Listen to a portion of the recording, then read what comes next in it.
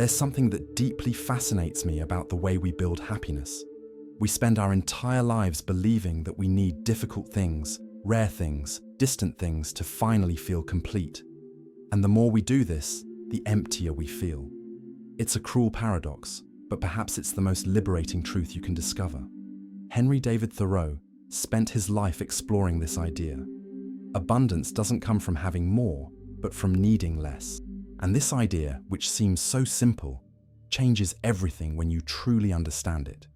Imagine this situation with me. You decide that you need $1 million to be happy. It doesn't matter why. Maybe it's financial freedom.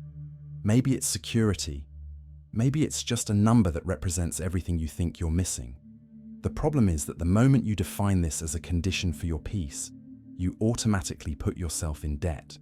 You look at your bank balance, see that you have 10,000, 50,000, 200,000, and still feel poor because you've created an emotional debt of 900,000, 800,000, 700,000. And this debt doesn't exist in the real world. It only exists in your head, but it charges real interest. It charges your peace of mind, your ability to celebrate what you've already achieved, your possibility of being at peace now. And the craziest thing is that the bigger your desire, the bigger your debt, the bigger your suffering. You're not lacking because the world denied you something. You're lacking because you decided you needed something impossible to be whole. And if we look at humanity, at the tiny percentage of millionaires in the world, we realize something frightening. If happiness depends on 7 digits in a bank account, then happiness is scarce. Then happiness is something almost nobody will have. And then life becomes a desperate race after something that's always out of reach. Think with me. If you're only going to feel fulfilled when you achieve a perfect body, a high position, a huge house, an ideal relationship, you've just turned happiness into something extremely difficult to obtain. And the worst part is that these things are unstable by nature. The body ages, the position can end, the house might not be enough, the relationship can change. You've built your peace on quicksand. You've placed your emotional stability in the hands of things that can disappear at any moment. And there's a fundamental difference between building happiness on top of fragile things and building on top of solid things. When you base your peace on things that can change, disappear, be taken from you, you live with constant anxiety.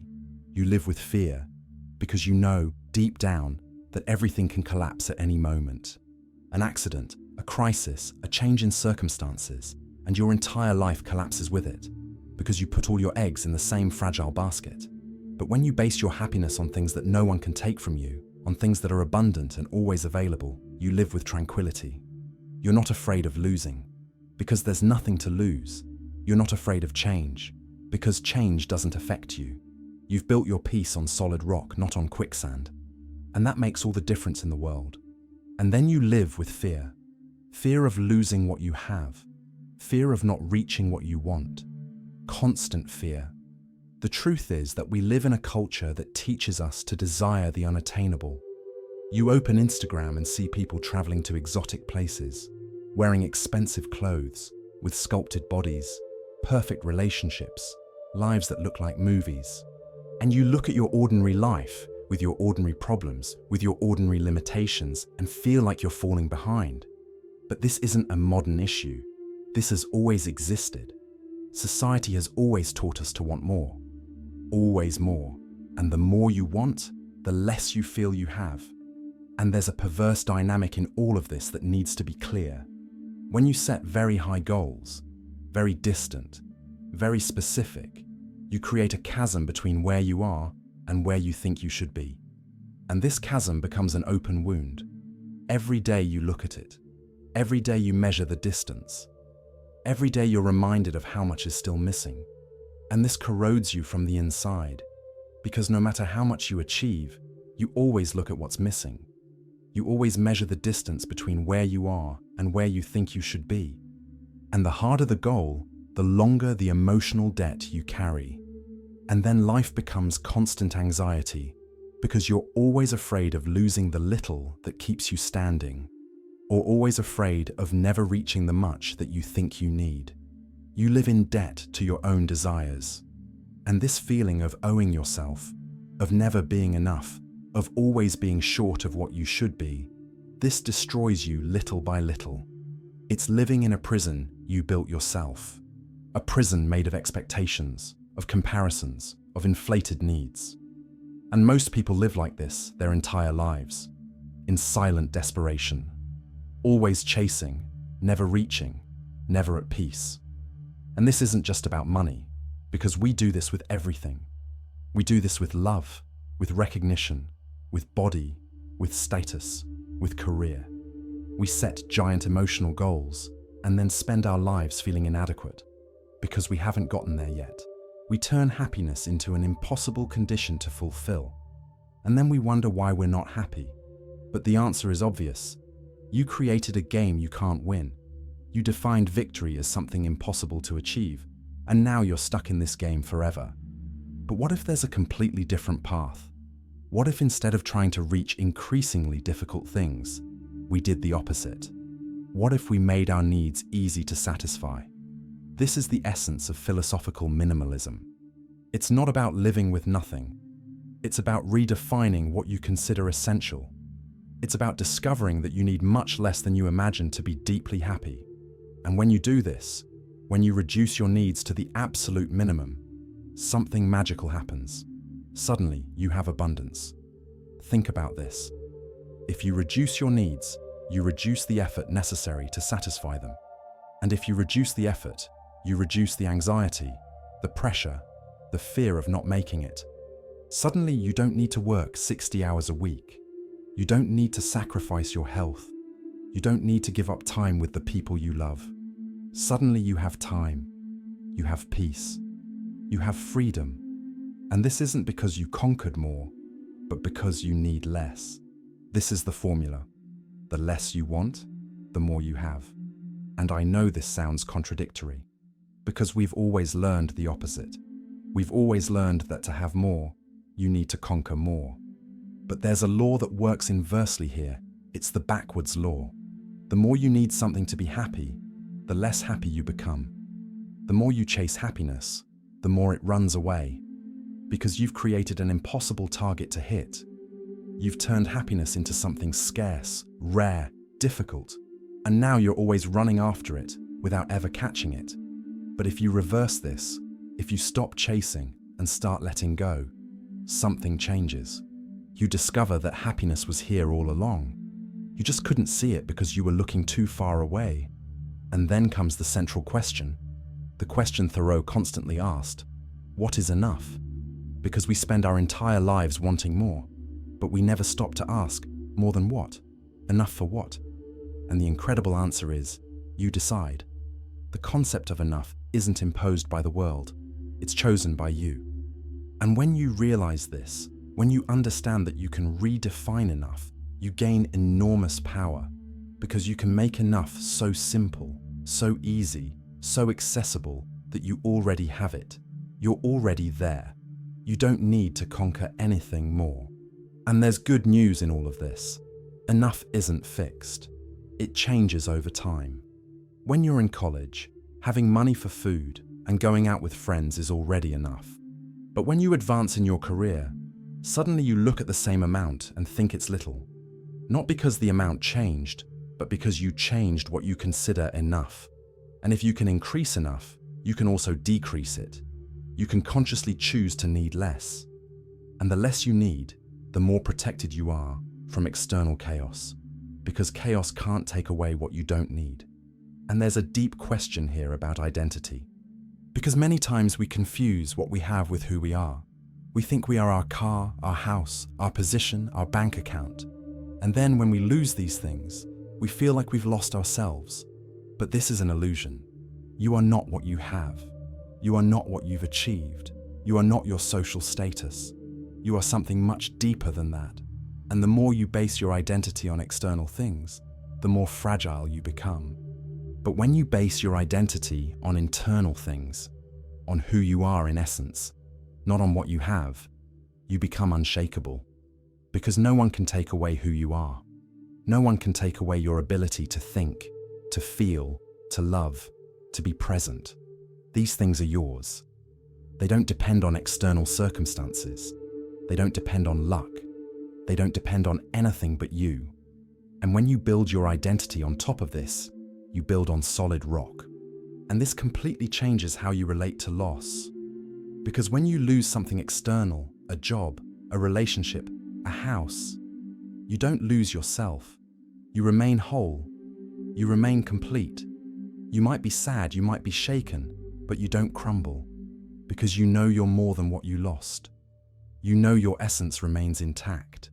And this is a form of strength that money can't buy. Think about the difference between two people. The first needs a lot to be happy. Needs a big house, new car, designer clothes, frequent travel, constant recognition, perfect body. The second needs little.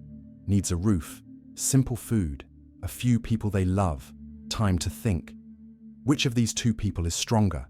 Which is more stable? Which is more free? The answer is obvious. The second one. Because the first depends on 1,000 things that can go wrong. They need the world to cooperate. But the second depends on almost nothing. They already have almost everything they need. They built their happiness on a solid foundation, on what is abundant, accessible, stable. And this is the importance of basing happiness on what is abundant. Because when you do this, you create emotional stability. You don't live with fear. You don't live with anxiety. You live peacefully. Because the things that make you happy are always available. They don't depend on luck. They don't depend on perfect circumstances. They don't depend on anything external. Air to breathe is abundant. Nature is abundant. Silence is abundant. Time is abundant while you're alive. And when you base your happiness on these things, you become unshakable. The less fragile the source of happiness, the stronger the person. And you become strong, truly strong. And look, I know that desire is part of the human condition. We can't eliminate desire, and probably shouldn't try. Desire moves us, motivates us, makes us grow. The problem isn't having desire. The problem is being a slave to desire. It's letting desire control you. It's turning desire into absolute necessity. It's putting your entire happiness in the hands of a desire that may never be satisfied. And that's where we get lost. But if we learn to manage desire, if we learn to coexist with it without being dominated by it, then we find balance. And this balance is liberating. And there's a phrase from Epicurus that sums this up perfectly. If you want to make a man happy, don't add to his riches, but subtract from his desires. Don't add, subtract.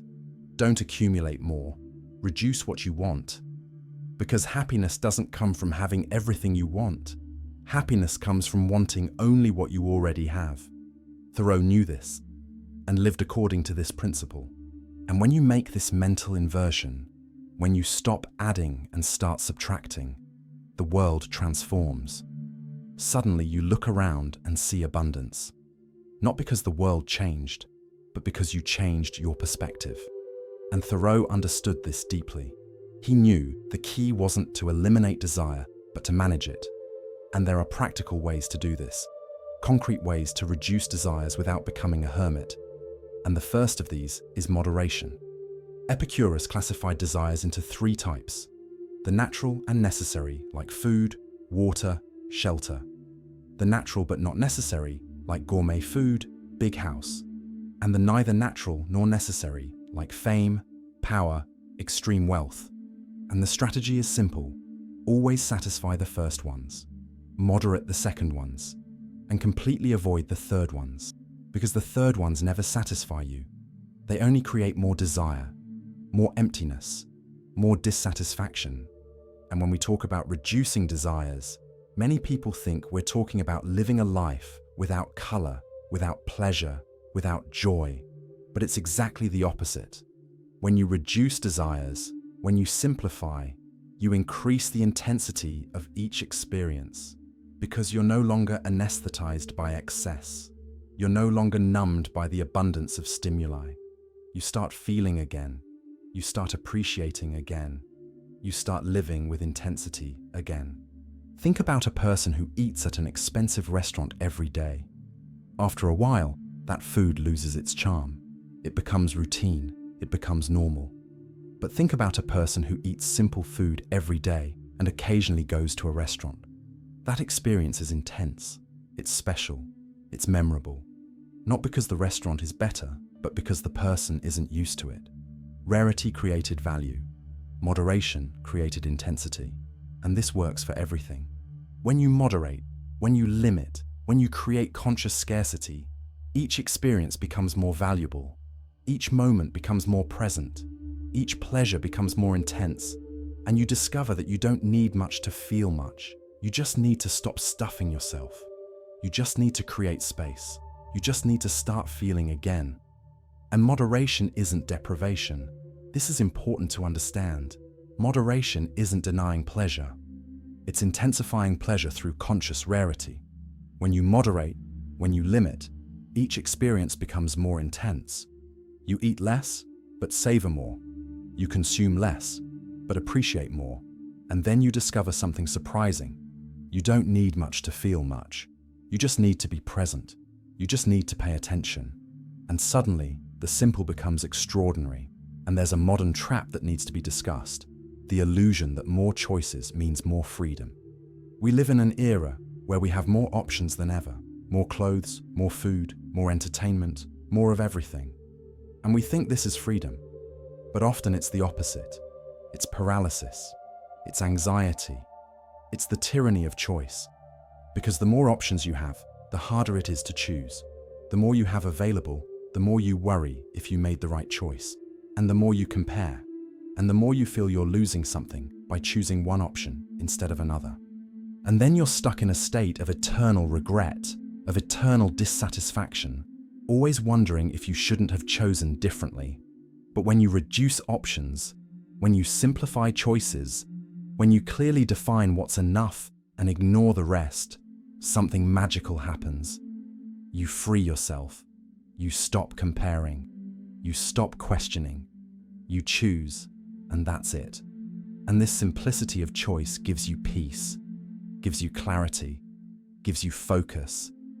And you realize that fewer options doesn't mean less freedom. It means more peace. And the Stoics also knew this. They spoke of the virtue of moderation as a way to not be dominated by pleasures. Because the problem isn't pleasure itself. The problem is when pleasure dominates you. When you can no longer live without it. When you become its slave. And this is especially important today because we live in an era of absurd abundance of stimuli. Music, videos, games, food, everything is abundant. But we stuff ourselves with stimulation. We gorge ourselves, and then we lose the ability to feel. We need more and more to feel less and less. And this is the opposite of abundance. This is scarcity disguised as abundance. And there's another practice that changes everything. Gratitude. The human mind has a bug. It always looks at what's missing, never at what it has. You have a house, but look at your neighbor's bigger house. You have a car, but look at your colleague's better car. You have health, but only notice when you get sick. We're programmed to see what's missing, and this keeps us eternally dissatisfied. But if we train our eyes to see what we have, everything changes. Suddenly you realize you have a lot. You have more than you need. You have abundance. And there's a fundamental difference between being poor and choosing to live with little. Being poor is having no choice. It's not having access to basics. It's suffering from lack. But choosing to live with little when you could have more, that's wisdom. That's power. That's freedom. Because you're intentionally choosing a simpler life, not because you have to, but because you realize that simple brings you more peace. And this choice is revolutionary, because it goes against everything society teaches you. Society tells you, earn more, buy more, have more. But you say, no, thank you. I have enough. And this refusal, this denial of infinite consumption, is an act of rebellion. It's an act of self-determination. It's you saying, I decide what's enough for me, not you. And when you make this choice, when you consciously opt for less instead of more, you gain something precious. You gain time, because you don't need to work as much. You gain energy, because you don't need to stress as much. You gain clarity because you don't have 1,000 things distracting you, and you gain peace because you're no longer in the race. You left, you stopped, you're at peace. And this change of perspective isn't easy because we've been trained our entire lives to do the opposite. We've been trained to always want more, to always look at what's missing, to always compare what we have with what others have. And when you do this, you turn abundance into scarcity. You turn what was enough into not enough. You turn peace into anxiety, all because you looked at the wrong place. But gratitude reverses this. Gratitude forces you to look at what you have. And when you truly look, when you really pay attention, you discover something surprising. You have a lot.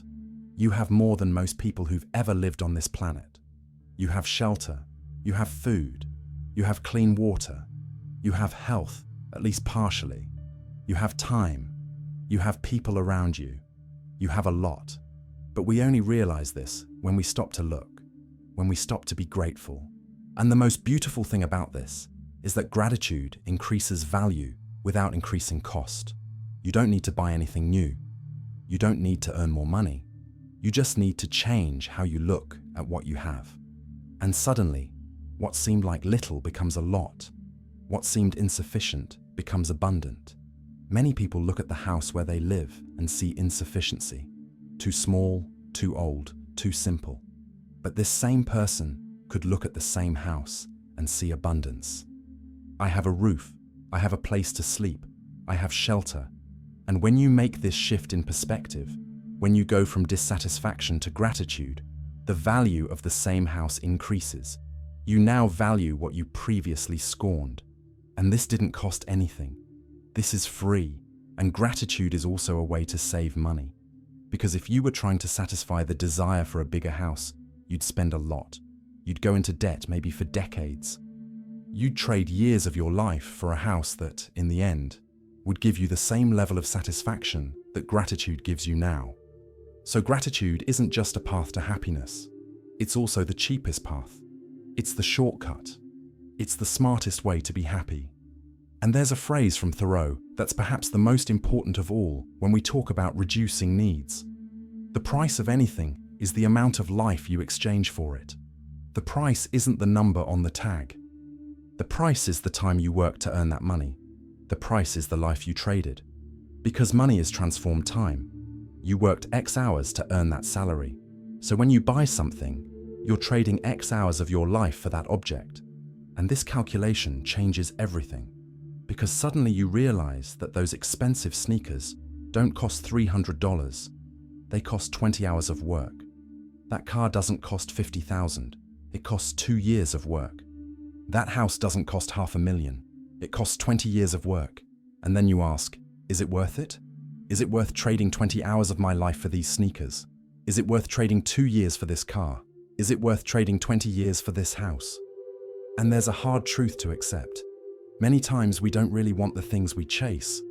We want them because everyone wants them. We want them because society says we should want them. We want them because not wanting them would be admitting we're not playing the right game. But deep down, if we were honest, we'd realize that many of our desires aren't really ours. They were planted. They were taught. They were imposed.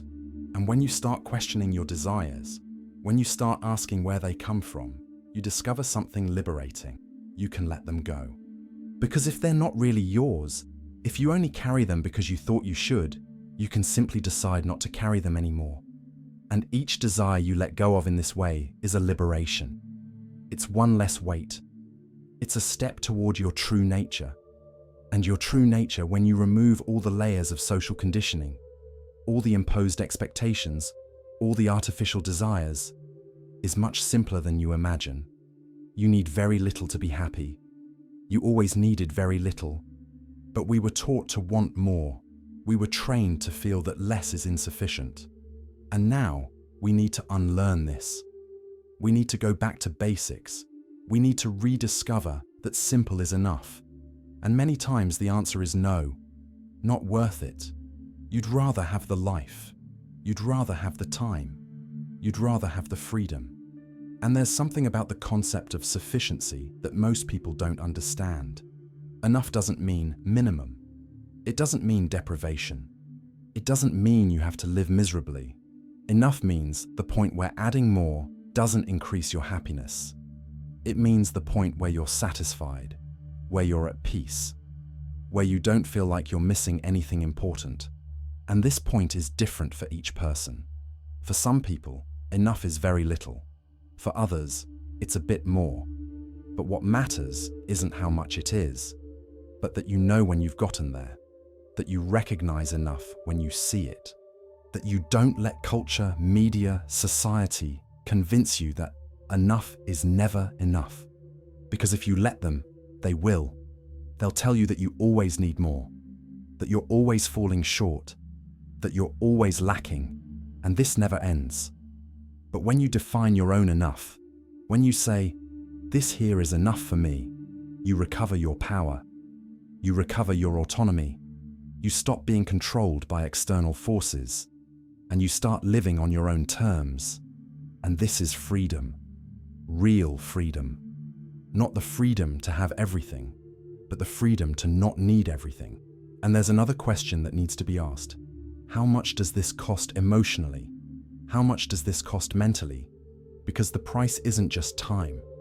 When you buy something expensive, you need to work to pay for it. And the more you work, the more you stress, the more you worry, the more you sacrifice. You lose health, you lose peace, you lose tranquility. And all of this has a cost. An invisible cost, but real. And when you add it all up, when you do the complete calculation, you realize that thing that seemed cheap is actually very expensive. It costs your life, it costs your peace, it costs your health, and maybe it's not worth it. And Thoreau lived exactly according to this principle. He chose cheap needs. And that's why it makes sense to prefer cheap needs. Not cheap in money necessarily, but cheap in life, cheap in time, cheap in energy, cheap in worry. When you choose cheap needs, you drastically increase your sense of abundance. Because you don't need to kill yourself working. You don't need to stress yourself out. You can live with lightness, with simplicity, with peace. And this is real wealth. Not having much, but needing little. And the worst type of emotional debt is the one you carry for years without being able to pay. It's that expectation you created when you were young, and that never materialized. It's that dream you've been chasing for decades, and that never came. It's that person you've loved for years who never loved you back. These debts drain you. They exhaust you. They keep you stuck in a state of eternal dissatisfaction. And the longer you carry these debts, the heavier they become, until they consume you completely. And the irony is that often these debts are impossible to pay. They're desires that will never be realized. They're expectations that will never be fulfilled. But you keep carrying them. You keep waiting. You keep believing that someday, somehow, it will happen. And you waste years, decades, maybe your entire life, waiting for something that never comes. Meanwhile, real life passes by. The life you could be living now, with what you have now, goes unnoticed. Because you're too busy looking at the future, too busy waiting. And there's a type of debt that's even more dangerous than financial debt, long-term emotional debt. Because every time you feel a desire, you go into debt. You left the state of contentment, where you owed nothing to yourself, and went into the red. And now you need to pay this debt. You need to satisfy this desire. And while you don't satisfy it, you carry this weight. And some desires are quick to pay. You're hungry, you eat, debt cleared. You're sleepy, you sleep, debt cleared. But there are desires that take years, decades. Maybe they're never cleared. And these are the most dangerous. And when we talk about unrequited love, we're talking about a much larger pattern. The human tendency to put happiness in the hands of things we don't control. The person you love doesn't love you back. The job you want doesn't hire you. The university you dream of doesn't accept you. And you put your entire happiness in these things. And then you suffer. Because you don't control any of this. But if you base your happiness on things you control, on things that depend only on you, everything changes. You can control your attitude. You can control your effort. You can control your presence. You can control your gratitude. These things are yours. No one can take them away. And when you base your peace on these things, you become stable. You become strong. You become free. And this doesn't mean you won't have external goals. It doesn't mean you won't want things from the world. It means your happiness doesn't depend on it. It means you can want without needing, can desire without despairing, can pursue without losing yourself. Because your peace is here, inside you, not out there, in the hands of the uncertain world. A classic example. Unrequited love. You like someone who doesn't like you, and instead of accepting and moving on, you spend years waiting for the person to change their mind, waiting for them to see you one day. And you put your happiness in the hands of this hope. You created an emotional debt that will only be paid when this person loves you back. And while this doesn't happen, you live incomplete. You live owing. You live in lack. And this can last years, can last forever. And you wasted your entire life waiting for something that never came. And the lesson here is clear. Hope isn't strategy. Living hoping that someday in the future you'll be happy isn't a good plan. Because the future never arrives. There's always one more step. There's always one more achievement.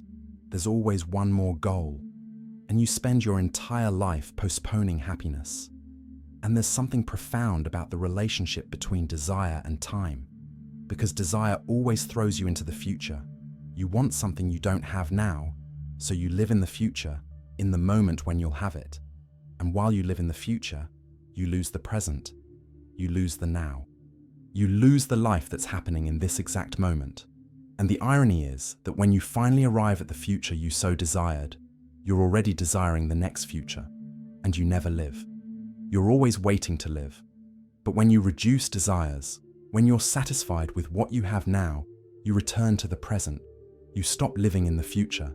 You stop waiting, and you start actually living. And you discover that life was always here, in the present, in the now. And you were too busy looking at the future to notice. And the present, when you truly inhabit it, is abundant. It's rich. It's full. Not because it has everything you want, but because it has everything that exists. Life is happening now. People are here now. Air is entering your lungs now. The sun is shining now. And all of this is free. It's abundant. It's accessible. You just need to stop looking far away and start looking here. Instead, focus on what's immediate, on what's accessible, on what's available now. Because life is now. It's not tomorrow. It's not when you get that thing. It's now. And if you don't find satisfaction now, with what you have now, you never will.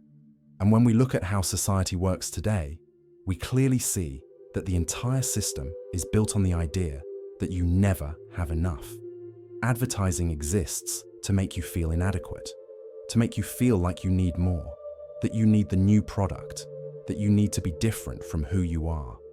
And the economic system depends on this, depends on you never being satisfied, depends on you always wanting more. And when you realize this, when you truly understand that this entire apparatus is working against your peace, against your satisfaction, against your happiness, you gain powerful clarity. You realize that not being satisfied isn't your problem. It's a systemic problem. It's a cultural problem. And you can choose not to participate. You can choose to leave this game. You can choose to define your own rules. And leaving this game doesn't mean isolating yourself from society. It doesn't mean becoming a hermit. It simply means stopping letting society define what's enough for you. It means you deciding for yourself. It means you looking at your life and asking, do I really need this? Do I really want this? Or am I wanting it because they told me I should want it? And often the answer is the second one. And when you realize this, you can let go. You can release. You can free yourself. And when you understand all of this, when you truly internalize this philosophy, you realize there are two paths to create abundance. And only one of them truly works. The first path is to accumulate more than you desire. You want 1,000, so you try to earn 2,000. You want recognition, so you try to be famous. This is the path everyone tries. It's society's path. It's the path we're taught since childhood. Work more, earn more, have more, be more. But this path has a fundamental problem, and Thoreau saw this clearly. It makes you dependent on the world. You need the world to give you things. You need luck, opportunity, favorable circumstances. And if the world doesn't cooperate, you suffer. And even when it does cooperate, the satisfaction doesn't last long. Soon you get used to it. Soon you need more. It's the hedonic treadmill. You run and run and run, but never leave the same spot. Because the finish line moves with you. There's always more, there's always better, there's always different. And you never arrive, you never stop, you never rest. And when we look at the difference between the two ways to create abundance, the difference couldn't be clearer. The first path of accumulating more traps you, enslaves you, makes you dependent. You need to work more to earn more. You need to stress more to conquer more. You need to sacrifice more to have more. And in the end, you have more things, but less life. More possessions, but less peace. More achievements, but less freedom. But the second path, the path of reducing desires, frees you, because you don't depend on anything external. You don't need the world to give you anything. You don't need luck. You don't need perfect circumstances. You just need to keep not needing. And this you control. This depends only on you. And this is the difference between being at the mercy of the world and being in control of your own happiness. And the most beautiful thing is that the more you practice this second path, the easier it gets. In the beginning, it might be difficult. You might feel like you're depriving yourself. You might feel like you're losing something. But over time, you realize you're not losing anything. You're gaining everything. You're gaining freedom. You're gaining peace. You're gaining life. And then you never want to go back, because you discovered something most people never discover, that less is more, that simplicity is wealth, that contentment is abundance. But there's a second path, and this path is completely different. Instead of trying to accumulate more than you want, you reduce what you want. Instead of trying to have everything, you decide you need little. And this isn't abstract theory. This is practical reality. When you look at history, when you look at people who truly found peace, you see a pattern. They're not the people who conquered everything. They're the people who learned to need little. They're not the richest. They're the simplest. They don't have more. They want less. And this made all the difference. And the interesting thing is that when you start reducing desires, when you start simplifying, you don't feel like you're losing something. You feel like you're gaining. You gain time. You gain peace. You gain mental clarity. You gain freedom. Because each desire you let go of is a chain you break. Each need you eliminate is a weight you take off your back. And suddenly you're lighter, more free, more alive. And there's something about this lightness that needs to be said.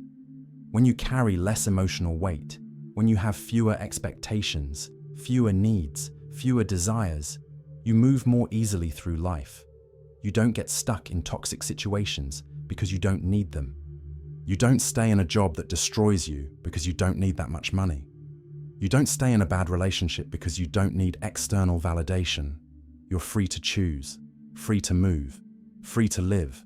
And when you do this, when you cut your needs, you create instant abundance. Because suddenly you already have enough. You've already arrived.